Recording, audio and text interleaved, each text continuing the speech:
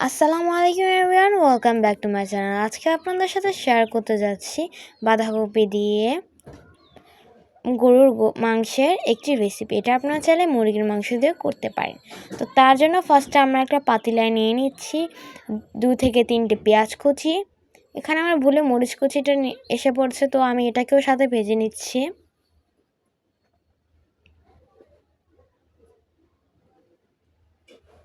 এটা হালকা ভাজা ভাজা হয়ে আসলে এখানে অ্যাড করে দিব আমরা 2 থেকে 3টি তেজপাতা, 1 থেকে 2টি লবঙ্গ, দারচিনি, এলাচ 1 থেকে 2টি। এটাকে আমরা দিয়ে কিছুক্ষণ ভেজে নেব। ভেজে নেওয়া হয়ে গেলে এখানে আমরা দিয়ে দিব পরিমাণ মতো পানি। আমরা পানিটা দিয়ে এখানে মশলা অ্যাড করে দিব। 1 চা চামচ হলুদ, 1 চা চামচ মরিচ, 1 চা চামচ ধনিয়া, 1 চা চামচ জিরা, 1 চামচ গরম মশলার গুঁড়া দিয়ে এটাকে এবার কিছুক্ষণের জন্য রান্না করে নিতে হবে।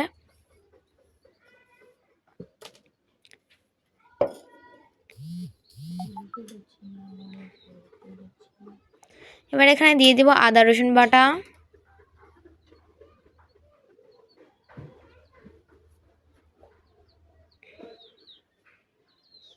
এবার এটাকে আরও কিছুক্ষণ নাড়াচাড়া নিতে হবে।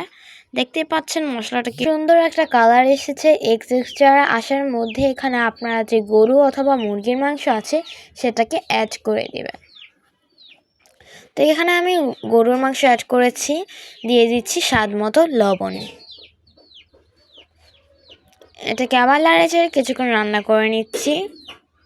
দেখতেই পাচ্ছেন কি সুন্দর কালার। এই টাইমে আমি দিয়ে দেব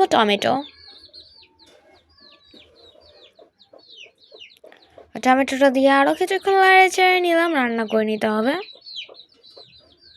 এখানে আমরা অ্যাড করে দেব বাঁধাকপিটা আপনাদের পরিমাণ মতো নেবেন।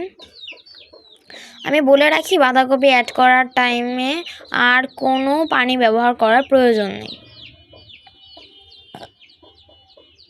এখানে বাঁধাকপি দিয়ে দিচ্ছি, দিয়ে দেব ফ্লেভারের জন্য 3 থেকে 4টি মরিচ। দেখতেই পাচ্ছেন কতটা কমে এসেছে পাতিল ভরে।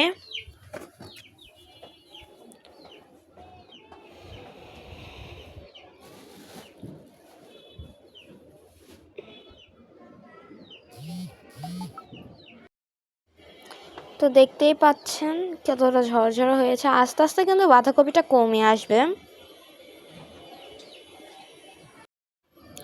বাঁধাকপিটা কমে আসছে দেখতেই পাচ্ছেন, কিন্তু কি ঝরঝরে হয়েছে। আপনারা একবার হলে এই সবজিটা ট্রাই করে দেখবেন। যারা আমার চ্যানেলে নতুন আছেন তারা সাবস্ক্রাইব করে দেবেন এবং পাশে থাকা বেল আইকনটি বাজিয়ে দেবেন। ভিডিওটা ভালো লাগলে একটা লাইক করে দেবেন।